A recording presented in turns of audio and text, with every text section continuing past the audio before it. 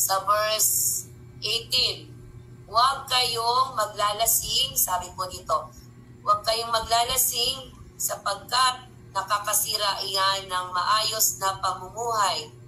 Sa halip ay sikapin ninyong mapuspos kayo ng Espiritu Santo. Sama-samang ipahayag ang inyong damdamin sa pamamagitan ng mga salmo, mga himno at mga awiting spiritual. Buong puso kayong umawit at magpuri sa Panginoon. Lagi kayong magpasalamat sa Diyos at Ama dahil sa lahat ng bagay sa pangalan ng Panginoong Jesucristo. Amen? At yun po yung ating word to ponder sa gabi ito.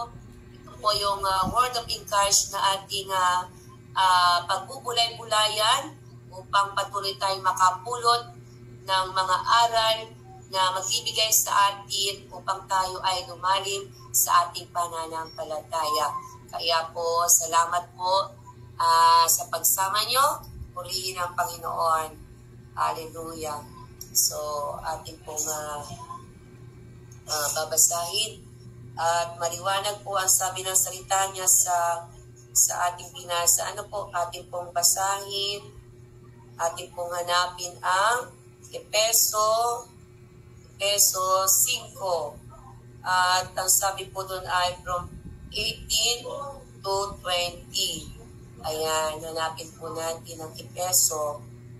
At sabi po doon sa Efeso, ating pong pagpuni-punihan natin ang salita ng Diyos. Amen? Sabi po doon, sa gabi ito, manalangin po muna tayo. Hallelujah. Salamat po, Panginoon. Ama, sa pangalan ni Jesus, maraming salamat po sa gabi ito. Patuloy mo po kaming samahan at gabayan at pagpalain po aking mga bibig. Salamat po kung may mga magre-replay po mamaya. Maraming salamat po at sa buhay ni Sister na kasama ko right now, Lord. Pagpalain mo po ang aming mga word of encouragement, ang gagawin namin pagbulay-bulay. Ikaw po ang makita sa akin at hindi po ang aking mga sarili. Lord, ianoy po ang aking bibig, ang aking puso upang makapagbigay ito ng pag-asa sa amin sa bawat isa. Ikaw po ang dakilang guro. Kaya po, ikaw po ang aming pagtitiwalaan sa gabi ito at patuloy mo pong dagdagan ng aming pananampalataya. Salamat po. In Jesus' name we pray. Amen. So, purihin ang Panginoon. Maraming salamat po. Hallelujah. So, sa ating pong binasa, napakahalaga po na ating pong alamin. Sa gabing ito, sabi po dito sa ating binasa, may dalawang bagay tayo na aalamin natin. So, pag-usapan po natin yung dalawang uri po ng alak, sabi po doon. Ano po yung dalawang uri ng alak? So, 2 kinds, ang ating topic po ay 2 kinds of wine. Ano po ba yung wine? Alamin nga po natin. Topic natin ay 2 kinds of wine. So, sabi po doon, ano po ba yung wine? Di po ba sa ating pong yung literal na wine, mga kapatid, kung makakapanood tayo mamaya. So, sinasabi po dito na may ang wine na dito sa mundo ay nakakalasing. Kaya sabi po ng salita ng Diyos doon ay wag tayong wag po tayong maging sugapa sa pag-iinom ng alak. Dahil alam natin na ang alak po ay nakakasira ng buhay. Amen?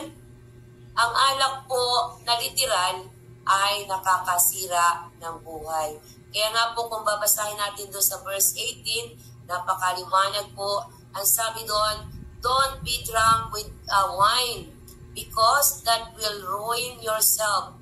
And instead, be filled with the Holy Spirit. So, yung unang uri ng ng alak, yung alak na nandito sa mundo ay nakakasira ng buhay.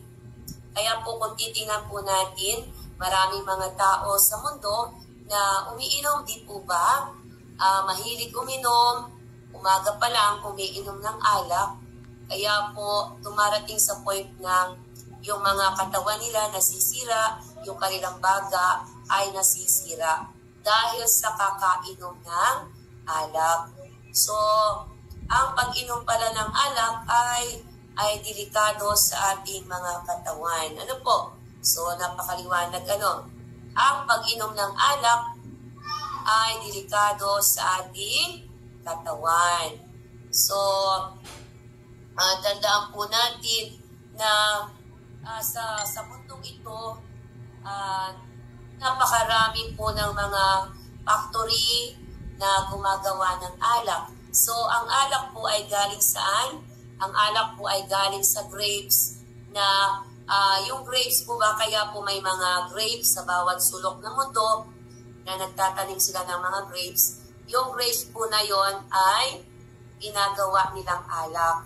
At kapag yung alak, yung grapes na yon ay pinatas nila, yan po ay kanilang pinipermented. At ang sabi doon na ginagawa nila na yung grapes ay maging alak, ito po ay ibinabaon nila sa lupa. Binabaon po nila sa lupa itong grapes para maging alak, lalo tigit pagdating ng winter.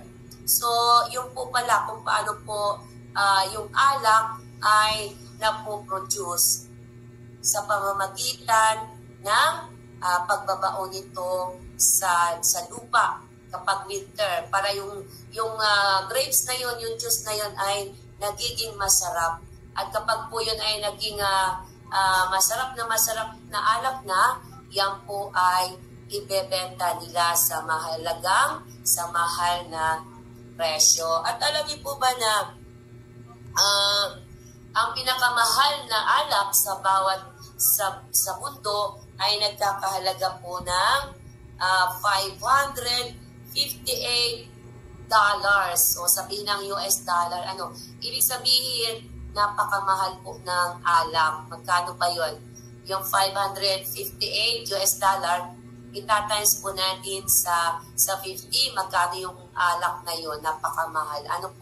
Kaya po sa bawat sulok ng mundo, ang mga tao ay nahuhumaling sa pag-inom ng alak. Kasi po, siyempre, akala po ng iba na yung alak ay nakakaganda ng katawan. Pero ayon naman sa pag-aaral, ang alak po ay antioxidant. Antioxidant, alis din ng bara ng mga arthritis, sabi po doon sa pag-aaral. So kahit paano po pala yung red wine ay nakakatulong po sa katawan ng isang tao. Pero kapag ang alak po ay ginawa natin naman na ininom na natin, pangkaraniwan na o na-addict na tayo sa kakainom na ng alak, ito po ay hindi na maganda sa ating katawan. Hindi na ito makakabuti sa ating katawan. Kaya po, patuloy natin tandaan na kaya pala sinabi ng salita ng Diyos na iwasan natin, huwag tayong iinom ng mga nakakalasing upang ang ating mga katawan lupa ay hindi agad masira. At sa isa pang banda, ang atin po kasing katawan ay templo ng banal na spirito.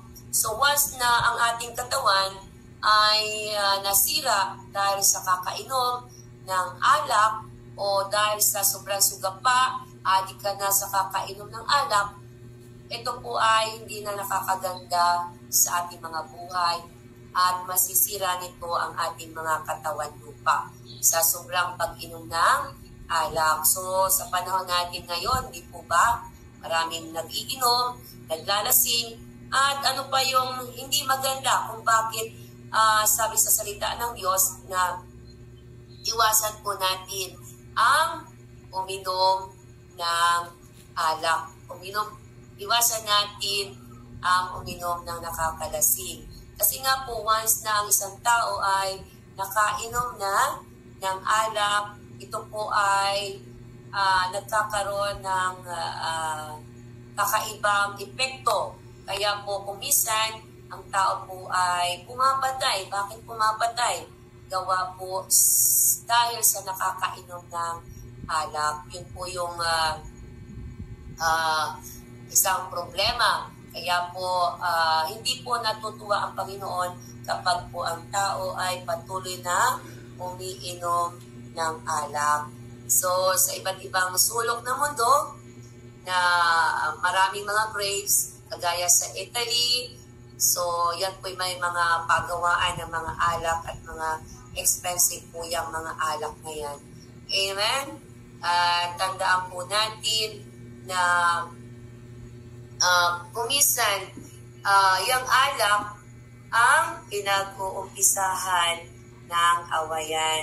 Kaya sabi rin po doon sa, tandaan po ninyo doon sa Corinthians 6:9, tingnan nga po natin.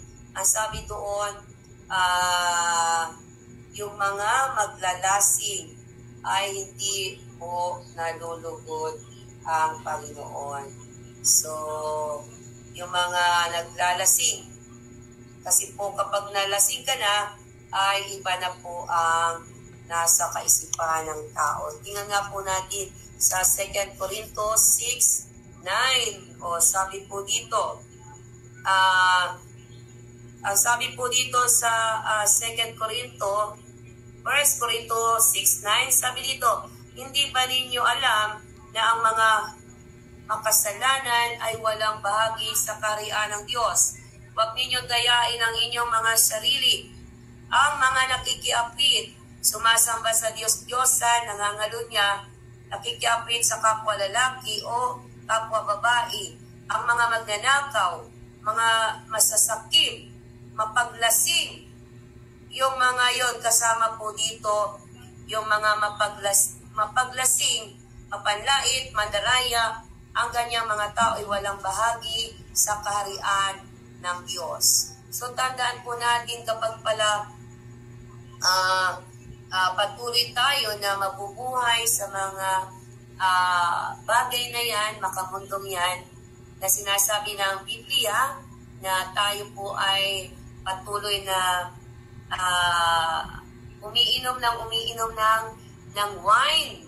So, yung alak po pala talaga ay hindi makakabuti sa tao, sa katawan ng tao.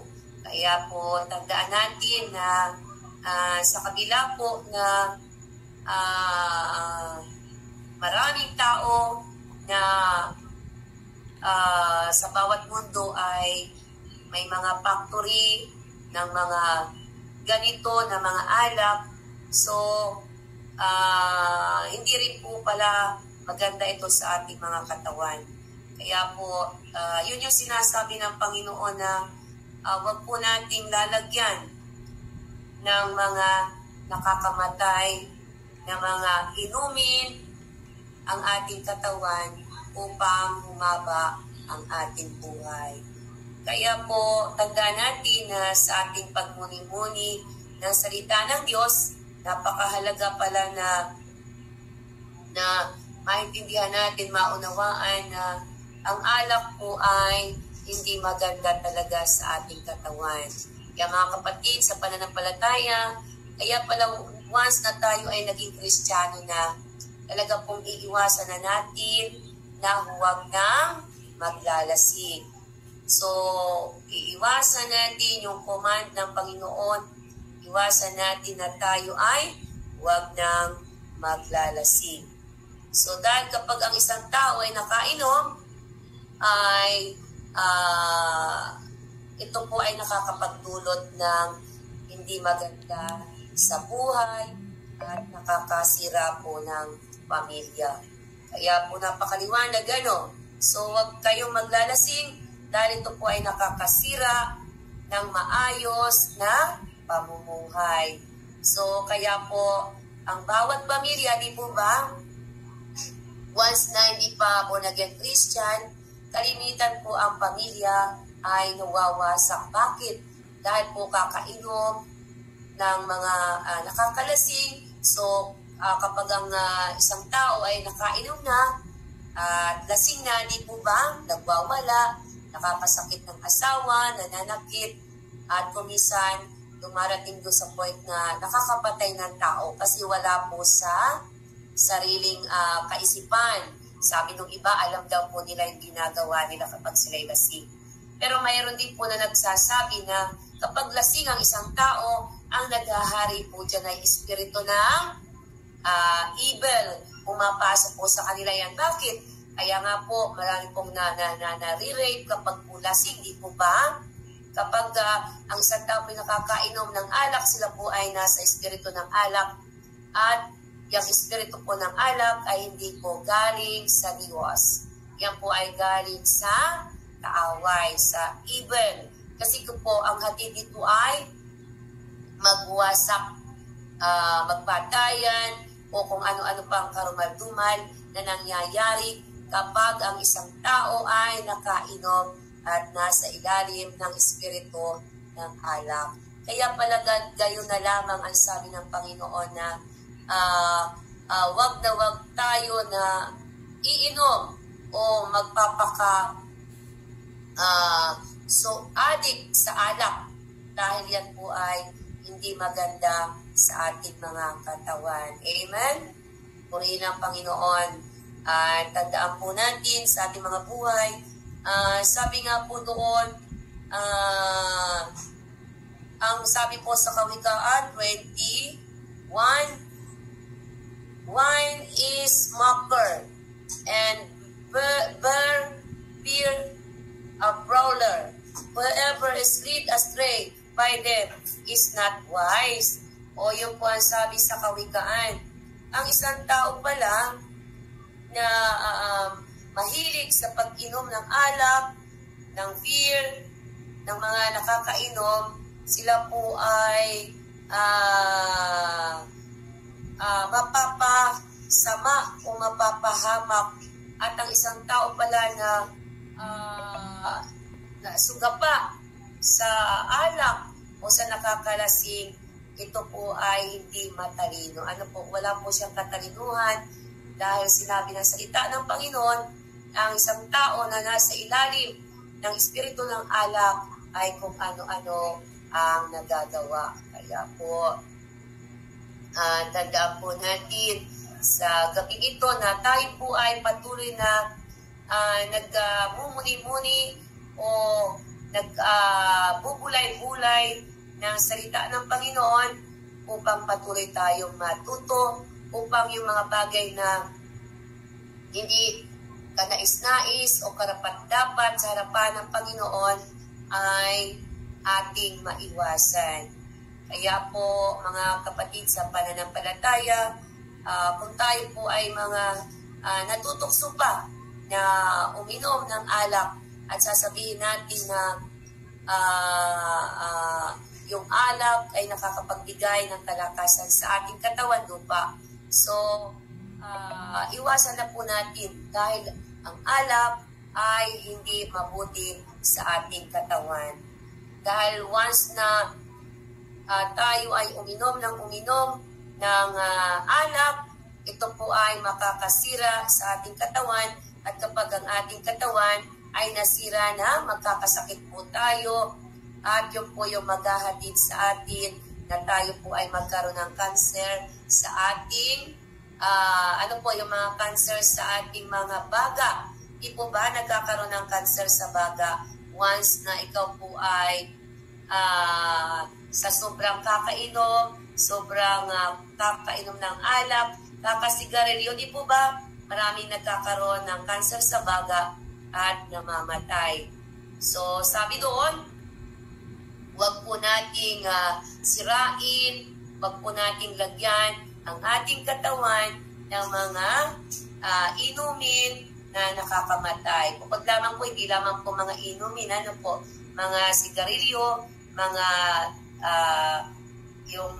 drugs na nakakasama sa ating katawan lupa o yung ating kalusugan. Kailangan po natin na talikdan ang mga bagay na yan. Dahil kapag patuloy tayo na maglalasing, yan po ay makakasira ng pamilya, ng buhay, ng pamilya. Kaya po nawawasak ang pamilya at nagkakaroon ng hindi pagkakaunawaan. Kaya po, tandaan po natin mga kapatid sa pananampalataya. Tayo po ay pinapaalalahanan ng Panginoon para po tayo ay mapabuti upang tayo po ay patuloy na habaan pa ng Panginoon ang ating mga buhay. Kasi kung pong ating mga katawan lupa ay sisirain natin, talaga po ang tendency tayo po ay mamatay agad. Kaya po maraming salamat po sa patuloy natin na dagdag kaalaman na napakahalaga na iwasan natin o wag na tayong makisali pa sa ginagawa ng mundo na nagpapakalasing sa alak na nakakamatay at nagdadala sa atin ng cancer. So, sabi naman, yun namang red wine, kung iinom ka ng red wine na kaunti lamang, yan po ay nakakapagbigay ng antioxidant sa puso at nawawala yung bara ng puso.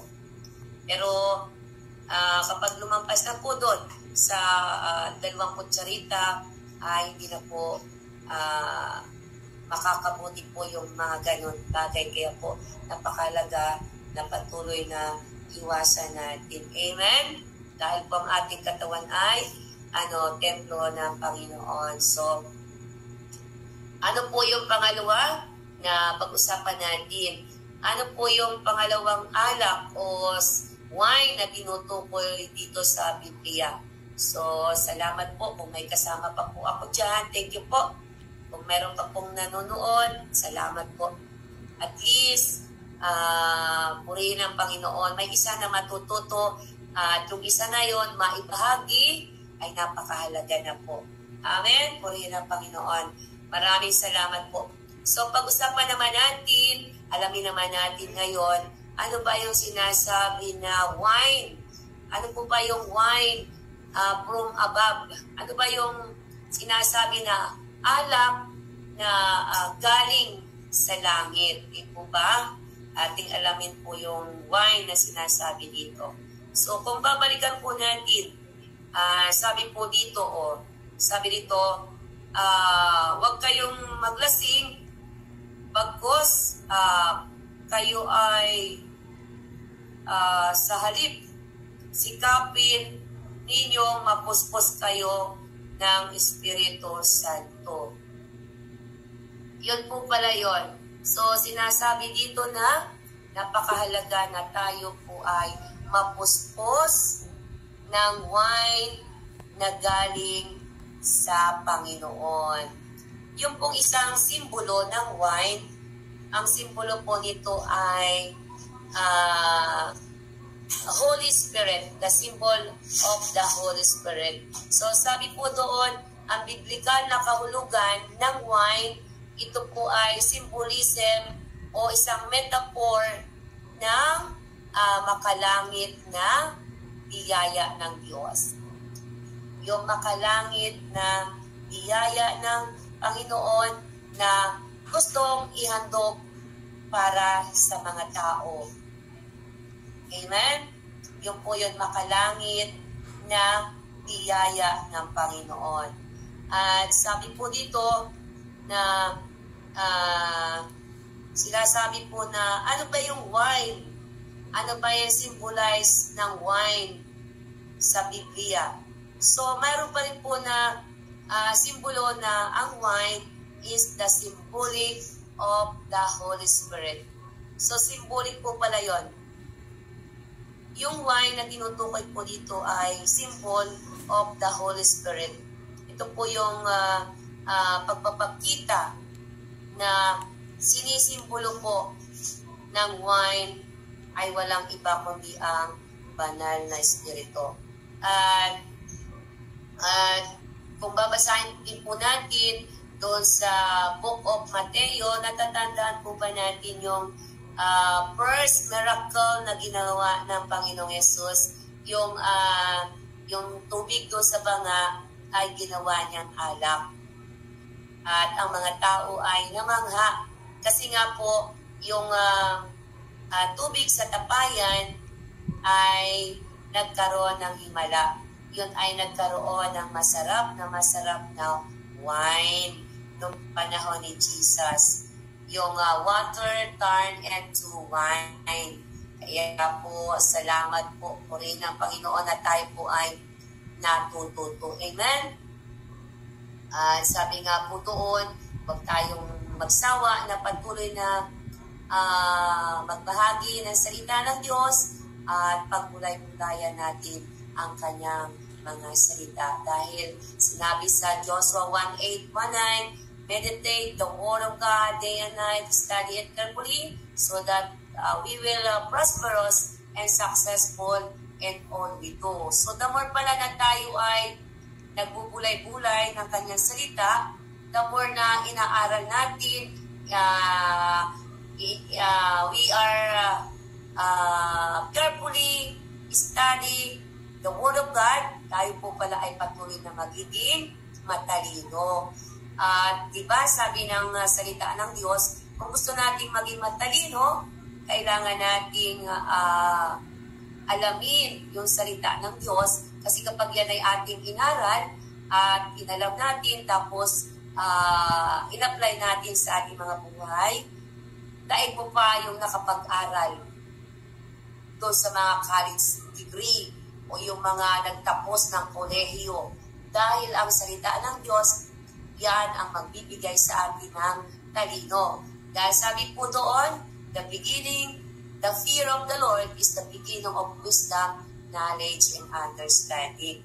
Kaya po, tandaan po natin na sa ating ginagawa na pagbubulay-bulay ng kanyang salita dito sa online, ito po ay makakapagbigay sa atin ng patuloy na kaalaman, katalinuhan, dahil yan ang utos ng Panginoon na tayo maging matalino sa kanyang salita. Tayo maging matalino katulad ng serpent, subalit tayo naman ay gentle katulad ng mga dove. Kaya purihin ang Panginoon. Maraming salamat po. Hallelujah. Hallelujah. Purihin ang Panginoon. Salamat po. So, yun po yun. Kaya po napakahalaga na patuloy nating maunawaan na napakahalaga na kahit papano, mayroon din po pala na nagtuturo sa atin. At ang Panginoon ay gumagamit ng mga anak niya na patuloy na nagpapaturo sa banal na espiritu para tayo ay lumalim sa pananampalataya upang tayo ay hindi basta-basta madala ng mga sinungaling, ng mga bula ang mga ngaral, katulad ng mga taga-Berean na alam natin yung salita ng Diyos. Kaya po mga kapatid sa online na kasama natin ngayon, tandaan po natin, sa panahon natin ngayon na nakakatakot ang mga balita, kung ano-ano napapanood natin sa mga iba-ibang bansa, may sunog dito, may lindol dito. So kung ano-ano po yung mga nakikita natin ngayon. So ang pinakamaganda na dapat natin na pagbulay-bulayan o parati na binabasa ay salita ng Diyos. Kasi kapag yung salita ng Diyos ay ating binubulay-bulay, binabasa natin, yung ating takot ay mawawala. At yung takot natin na nararamdaman, ito po ay papalitan ng kapayapaan, buhat, o galing sa banal na spirito. Kaya po yun yung kahalagahan na kapag may mga natatakot tayo, hindi tayo dapat nagpapanik. Dapat natin na naririnig yung boses ng banal na spirito sa ating puso na siyang gagabay sa atin, magtuturo sa atin kung kung ano yung dapat nating gawin. Amen? Purihin ang Panginoon. So, sa panahon natin ngayon, marami din tao po na tinatamad ng magbasa ng salita ng Diyos. Tinatamad na mag-devotion, tinatamad na manalangin. Bakit? Ang dami nga naman pong kaagaw. Di po ba? So, tingnan natin sa pagkagising sa umaga. Kung hindi po tayo matalino at kung wala po tayong disiplin, ay hindi po tayo magkakaroon ng devotion. Kasi ang nasa una natin na gagawin ay gumising, magtrabaho, magkapi, magbukas ng cellphone. So kaya po, purihin ang Panginoon sa mga buhay natin mga kapatid, kung sa ating pagkising ay inuuna natin na hinahawakan ang Biblia at nagdidibosyon tayo. Napakahalaga na mayroon tayong disiplina sa ating mga sarili. Dahil sabi doon, kung mahal natin ang Panginoon, tayo ay magkakaroon ng disiplina at tayo ay magbabasa. Dahil ang benefits ng pagbabasa ng salita ng Diyos, ang benefits ng pagdidevotion natin ay para din sa ating paglago, pananampalataya. Amen? Purihin ang Panginoon. Hallelujah. Kaya po tandaan natin mga kapatid sa pananampalataya. Sa ating buhay ngayon sa huling panahon. So, tandaan natin ang mga tao ngayon ay abala sa mga bagay sa mundo. Bakit po abala ang mga tao sa mga bagay sa mundo? Kailangan po natin ng pagkain, mga pinasyan, yung mga gagamitin ng mga anak natin, ng mga kamag-anak natin para sa pag-aaral. Di po ba? Papasok na naman. Malapit na naman ang pasukan. So, abalang-abala na naman po ang mga tao. Saan? Abala na naman ang mga tao sa pamimili ng mga gamit, sa mga school supplies para sa kanilang mga anak. Subalit tandaan po natin, napakahalaga na patuloy nating maintindihan at maunawaan na sa ating panahon ngayon ay napakahalaga yung wine, na alam natin yung wine na may harvesting. Sa time natin ay yung wine, yung new wine na padating, new wine is about associated with the harvest. Ano yung harvest? Harvest ng mga kaluluwa. So, sa panahon natin ngayon na nasa last days tayo, pwedeng bago dumating ang rapture ay magkaroon ng harvest, kumbaga revival, at marami pong makatanggap ng kaligtasan. Yun yung sinasabi ng iba na may padating na revival.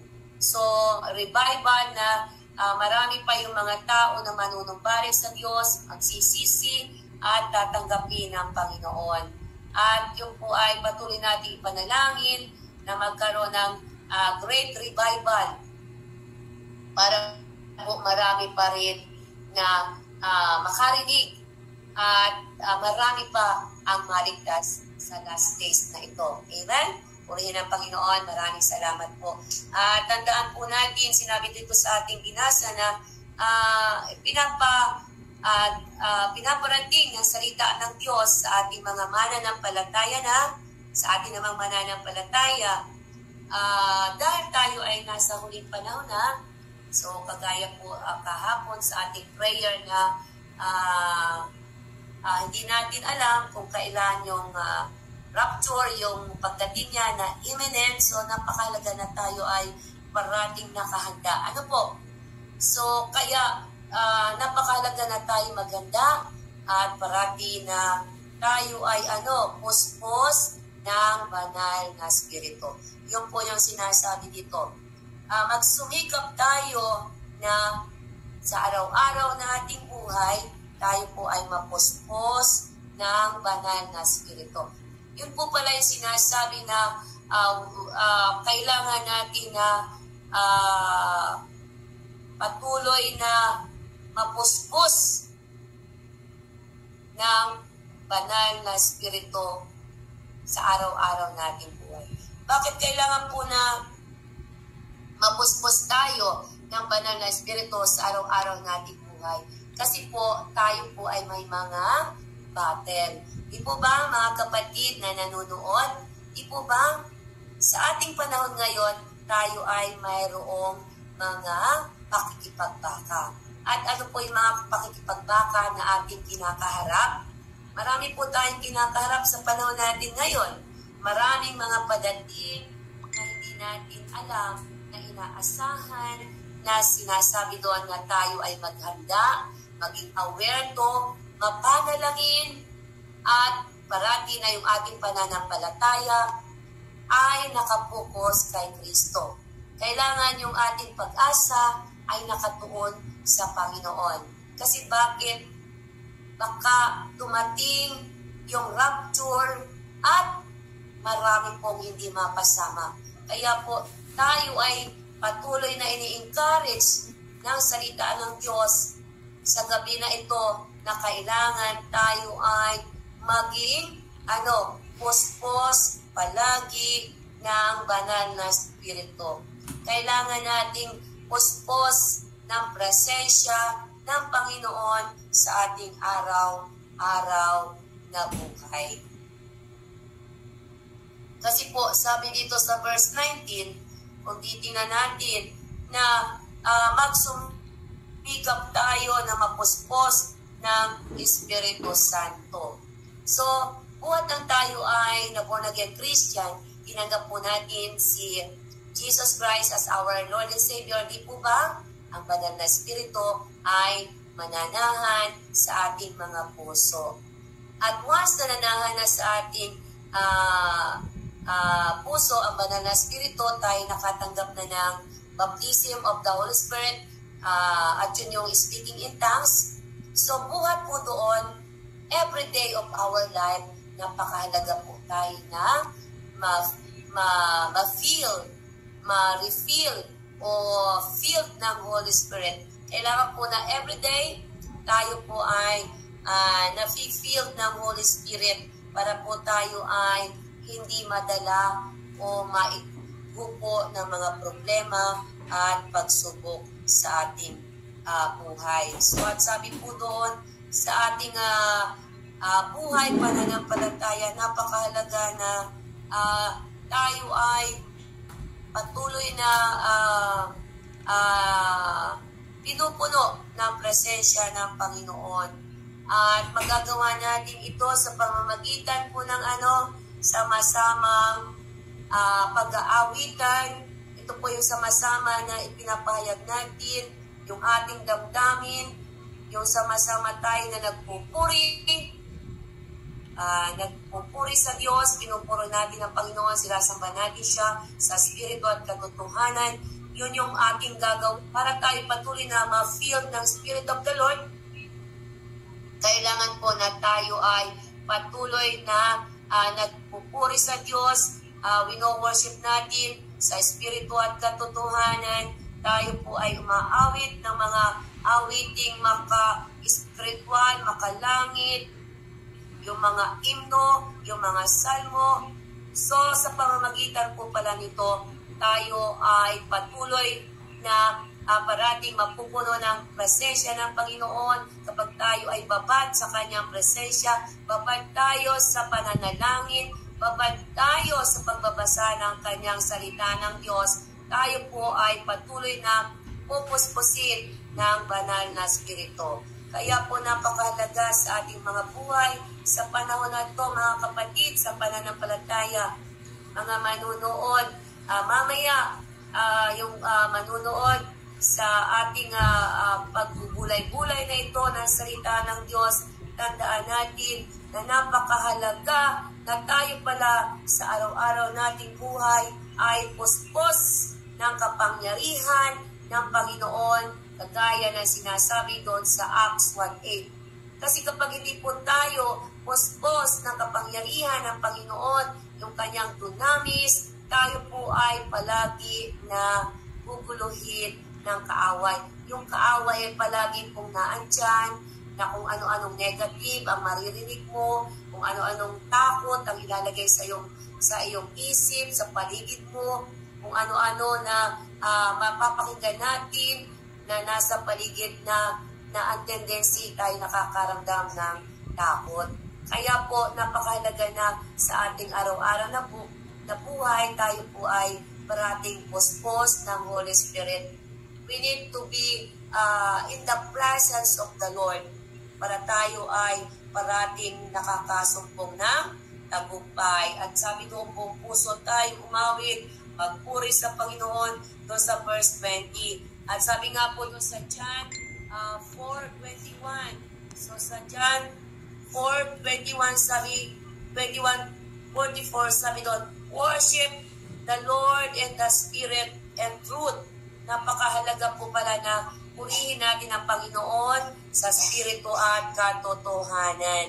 At sabi sa Gawa 4:31, ang lahat ng mga tao nung time na yon ay patuloy na nakapuspos ng banal na espiritu at sila ay nagsalita ng iba't ibang wika at sila po ay nagkaroon ng boldness na to share the word of God, to share the good news of God sa panahon nila. So kaya po pala sa ating panahon ngayon, napakahalaga po na ang mananampalataya ng Panginoon ay parating puspos ng banal na espiritu, puspos ng Holy Spirit upang tayo ay magtagumpay sa ating mga ginagawa sa buhay. Kasi nga po kung wala ang espiritu ng Diyos sa ating buhay, hindi po natin kakayanin. Alam niyo po ba kaya po natin nagagawa na makapag-live ng ganito, nakakapag-live, nakakapag-share ng Word of God, nakakapag-pray, so nakakapaghayo. Yan po ay dahil sa kapangyarihan ng banal na Espiritu. Kung wala po ang Espiritu sa ating buhay, siya ay nagbibigay sa atin, nagtuturo, nagkukomport, tinuturuan tayo kung ano yung dapat nating gawin. Wala po talaga. Napakahirap gumawa sa ating sarili. Kaya po tandaan po natin, kung wala si Kristo, kung wala ang presensya ng Diyos sa iyong buhay, wala po tayong kakayanan para makagawa sa harapan ng Panginoon. Kaya po tayo nakakatayo ay dahil lamang sa biyaya ng Diyos. Yun po ang ipagpasalamat natin.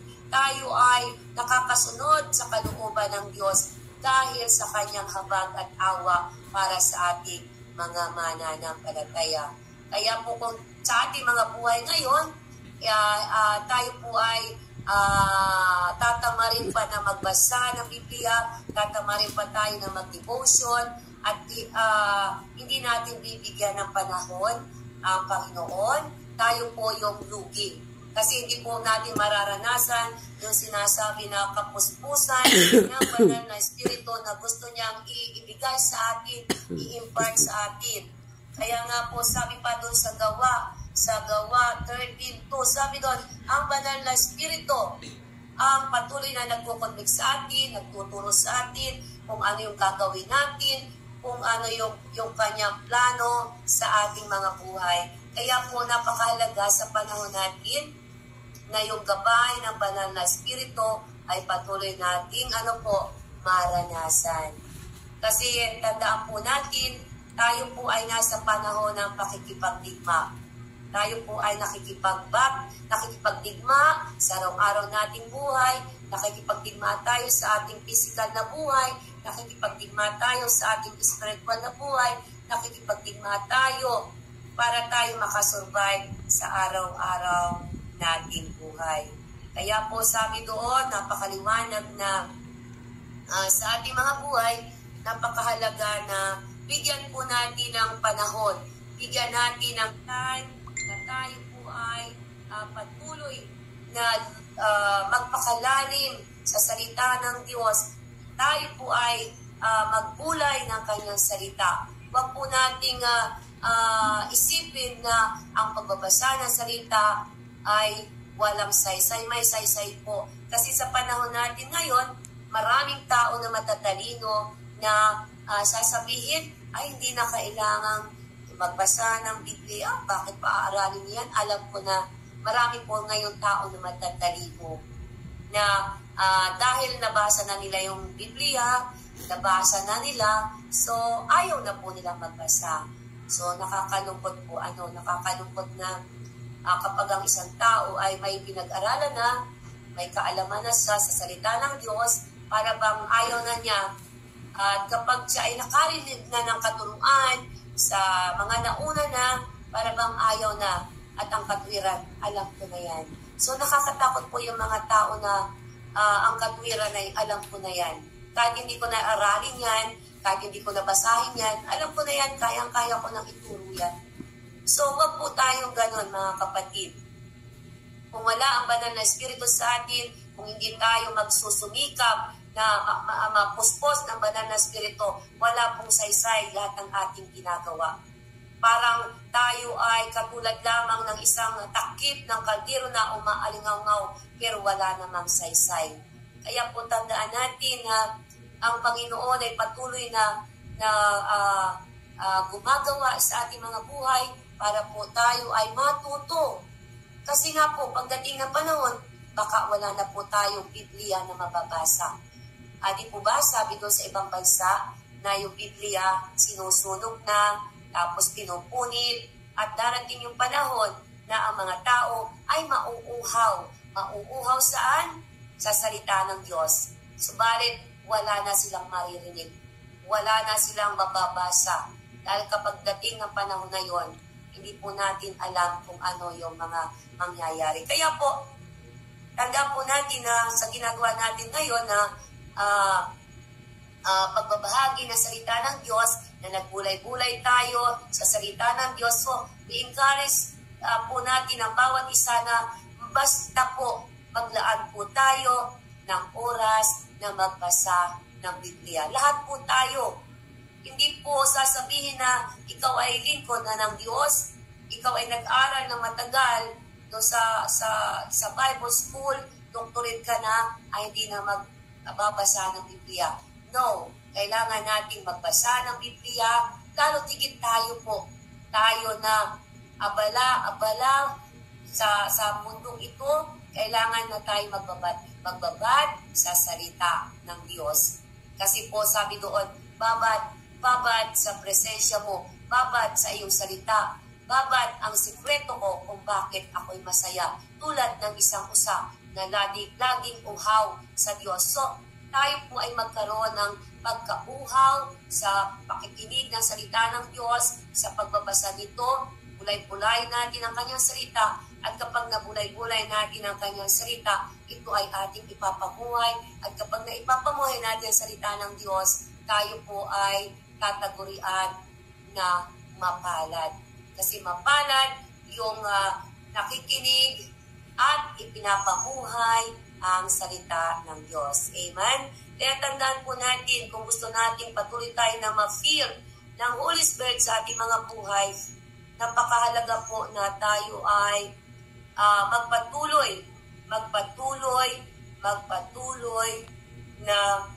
magpaturo sa Panginoon.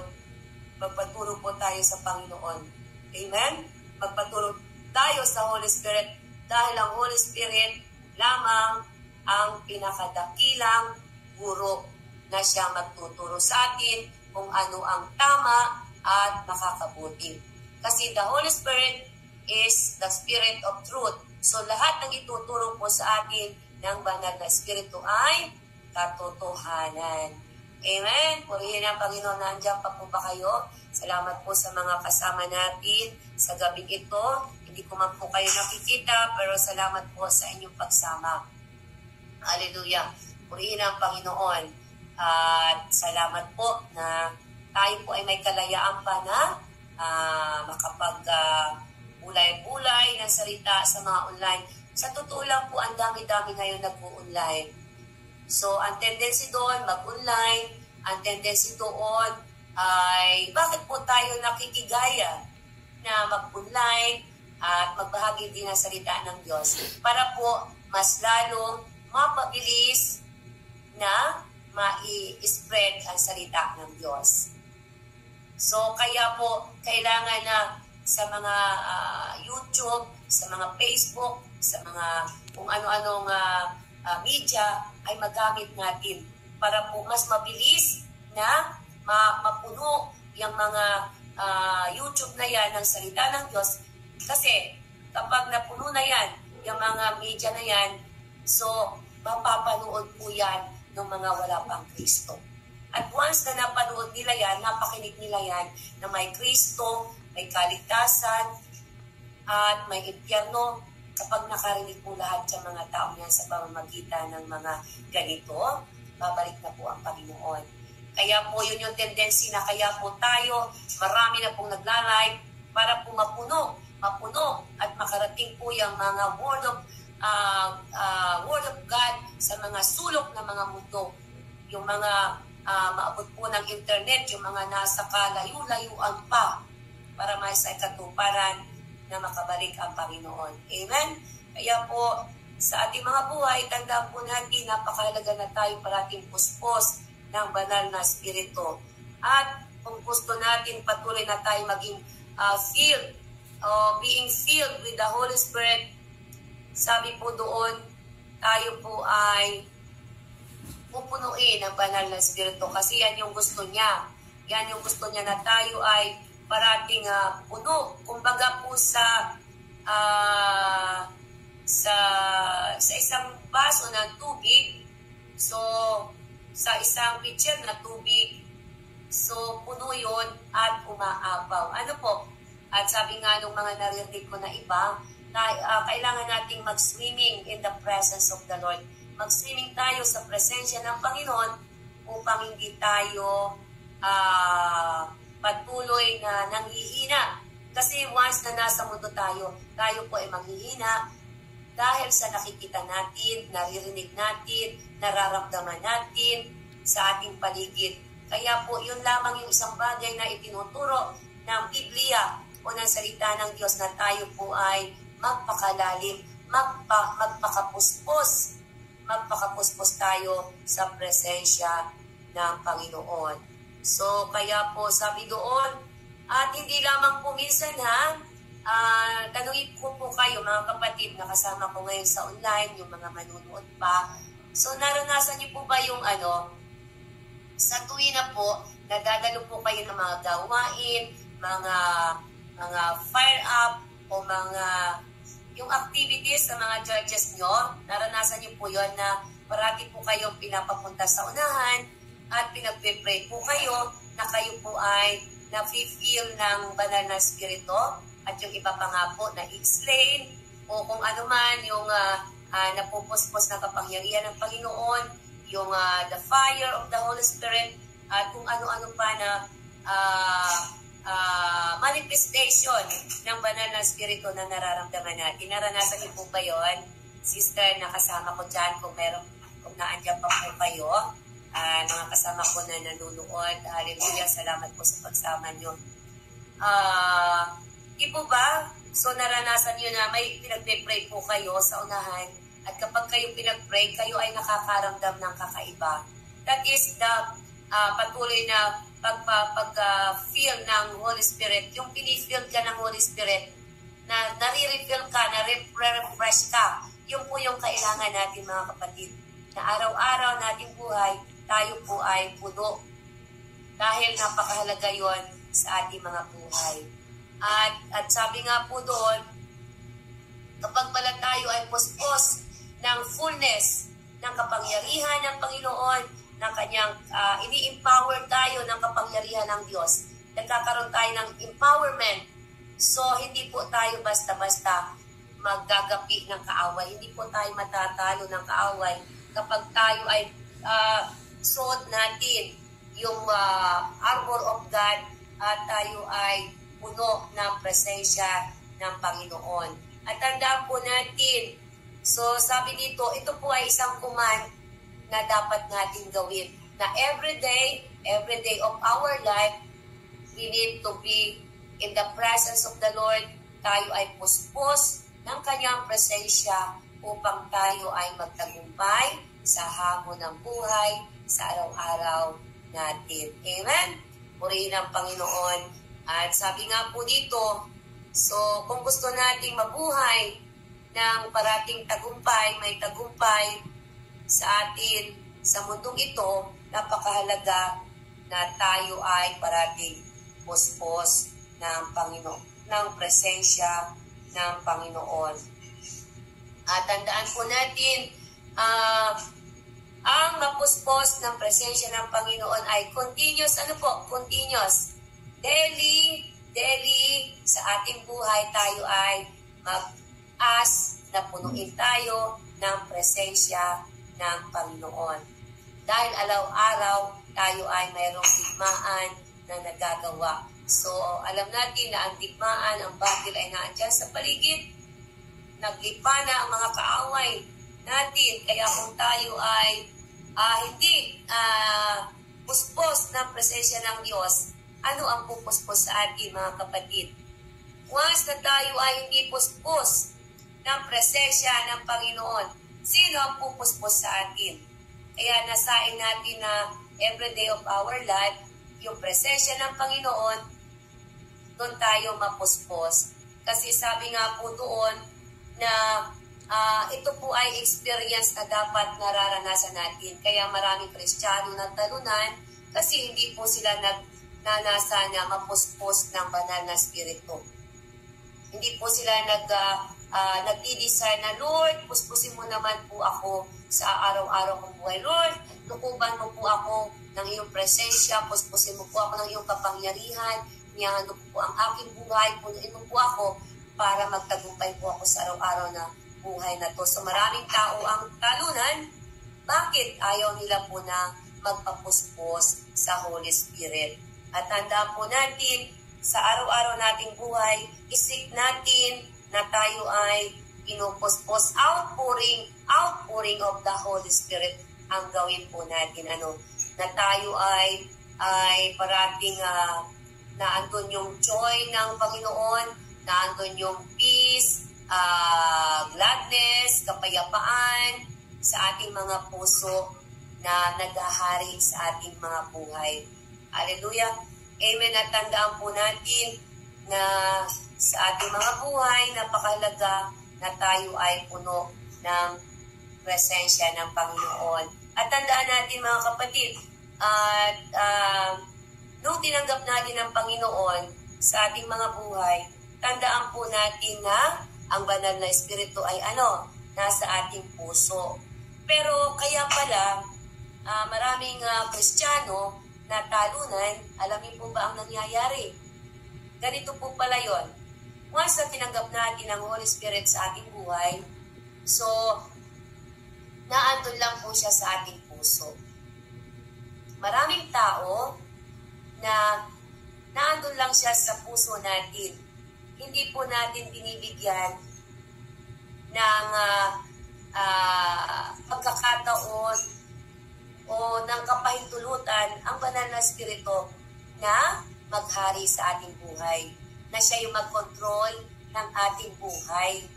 So, para pong ang halimbawa niyan, yes, may Holy Spirit tayo. Kasama natin ang banal na Espiritu. Pero kung baga titingnan mo sa isang bahay, halimbawa po, dyan kapatid, nasa bahay ka. So, para bang ganito ang explanation nun? Kaya hindi makakilos ang banal na Espiritu sa iyong buhay, sa aking buhay, sa buhay ng mga mananampalataya.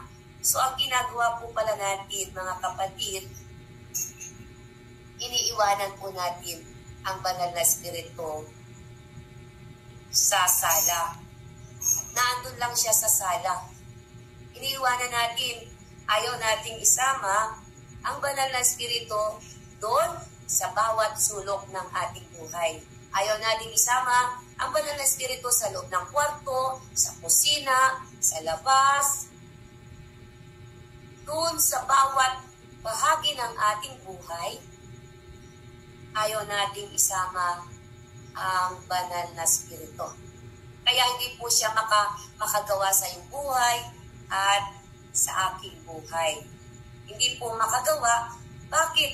Hindi po natin siya totally binibigyan ng pahintulutan na gumawa at kumilos sa ating buhay. Hindi po ba, once na tinanggap pala natin ang banal na Espiritu sa ating buhay, napakahalaga na bigyan po natin siya na siya po yung maghari sa ating buhay. Siya po yung gagabay sa ating buhay. Bibigyan po natin siya ng authority sa ating buhay para tayo ay samahan niya. Kasi kung hindi po natin siya bibigyan ng authority sa ating buhay, nandyan lang po siya kasama natin, pero hindi siya makagalaw. Dahil yung sarili pa rin natin ang nasusunod. Yung sarili pa rin natin ang may control. Kaya doon po dumarating yung point na nag-grieve ang Holy Spirit. Yes, naandyan siya. Pero hindi mo siya, hindi siya yung nangunguna sa buhay mo. Ikaw pa rin. Tayo pa rin ang mga tao. Kaya po nawa sa gabing ito, nawa po na sa ating pagbubulay-bulay ng salita ng Diyos patungkol sa pagkakaroon ng kapuspusan na tayo ay mapuspos ng kanyang salita ay napakahalaga po pala. So maraming tao na akala nila ay nalulugod ang Panginoon, pero hindi po pala, bagos nag-grieve dahil tinanggap na nila ang banal na spirito, pero hindi po nag-activate sa buhay ng bawat mananampalataya. Bakit po? Wala pong natatransfer sa ating mga buhay. Dahil kung ang banal na spirito, buhat ng tinanggap mo hanggang ngayon sa ating panahon, sa ating buhay, ay patuloy po na makikita yung pagbabago ng ating buhay. Lahat po tayo doon.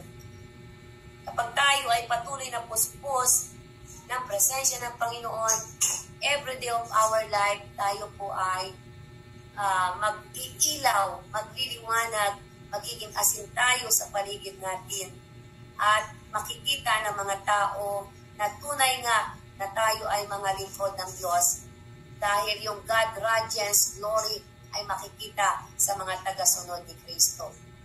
Pero kayo po ang nakakaalam kung si Kristo ba sa inyong mga buhay, sa ating mga buhay, ay binigyan na natin ng kapahintulutan na siya mag-take full control ng ating buhay. Dahil kung hindi pa po, napakahalaga po na gawin nating ang banal na spirito ang maghari at mamuna sa ating buhay. Bigyan po natin siya ng pagkakataon na siya yung mag-work sa ating buhay. Di po ba? Kagaya nga po sabi doon sa Galatians 2:20, I am no longer who live, but Christ live in me. I live in the faith of God who loved me and give Himself to me. So once na tinanggap natin ang banal na spirito sa ating buhay, siya dapat yung nagmamanage sa ating buhay. At sa araw-araw nating buhay, kailangan natin na mapuspos muli upang tayo ay patuloy na magtagumpay at hindi tayo talunan. Kaya po, nawa po sa gabing ito, marami po tayong natutunan o nadagdagan ng kaalaman na ma-realize natin na napakahalaga pala talaga na sa araw-araw nating buhay, tayo ay puspos ng banal na spirito.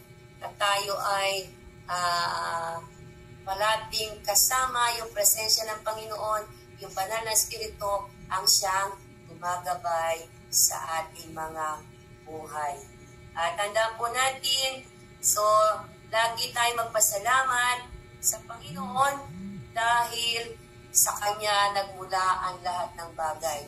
So magpasalamat tayo, pasalamatan natin ang lahat-lahat na ginagawa ng Diyos sa buhay at sa aking buhay.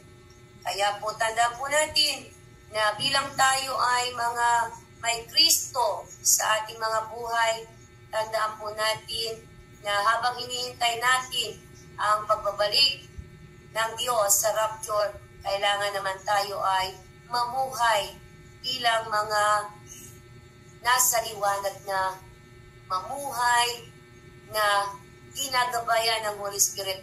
Mamuhay tayo parati na puspos ng kapangyarihan na mula sa banal na Espiritu. Hallelujah! Tayo po ay manalangin. Ama, maraming salamat po sa gabi ito. Salamat po sa mga salita mo na aming pinagbulay-bulayan. Nawa po ang bawat isa na makakapakinig at makakapanood. Kahit isa po na makapakinig at makatanggap ng kaligtasan sa message na ito, sa word of faith na tinalakay namin sa gabing ito, ay alam po namin, Panginoon, na tuwan-tuwa sa langit.